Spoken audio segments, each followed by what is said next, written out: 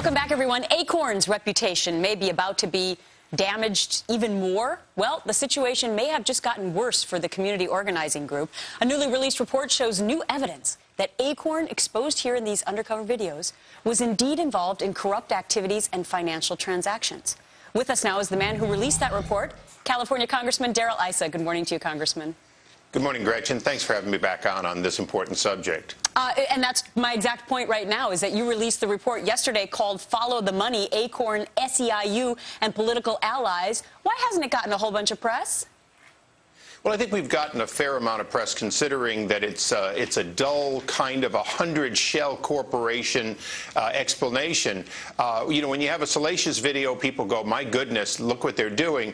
But when you have over 100 corporations around the country in league, not with just the SEIU, but also with the California Teachers Association and other groups specifically trying to rig elections or change the outcome of elections using money that's prohibited, even after the Supreme Court ruling is prohibited, it's hard to get people excited about it because it's too complex. All right. Well, here's some of the words that you're using in 4 crucial findings from this report.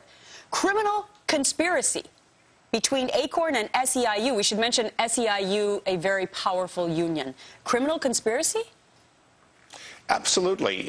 When you use charity money, bank money, and federal government money, and then you take that money intended to do community development work and you use it to change the outcome of an election in favor of the Democrat of your choice, that's a criminal conspiracy by any stretch of the imagination.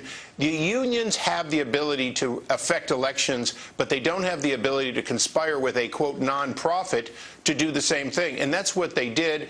And we lay out a number of things, including the link directly back to the White House again and again between both SEIU and ACORN and President Obama. One of the things we heard about during the election so much was ACORN fraudulently registering voters who weren't even eligible to be voters during the election. That was one of your findings from this report as well. But you also found that ACORN contributed to the financial collapse of the housing market.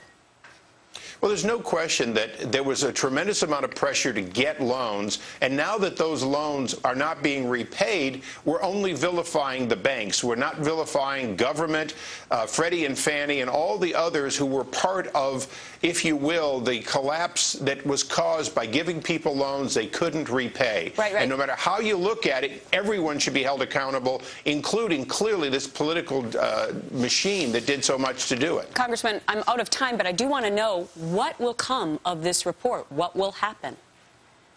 Well, I certainly think that among conservatives, they're going to be on the lookout in this election cycle to ensure that this and other groups are more held accountable for their activities. And after the Supreme Court decision, hopefully the unions will drop ACORN and just do their union work themselves. All right, Congressman Darrell Issa, I think you're going to make an appearance at CPAC today. And I also found out I am. You Twitter. Because you Twittered you were going to be on the show. Welcome to Twitterland. All right, Congressman Darrell Issa, great to see you.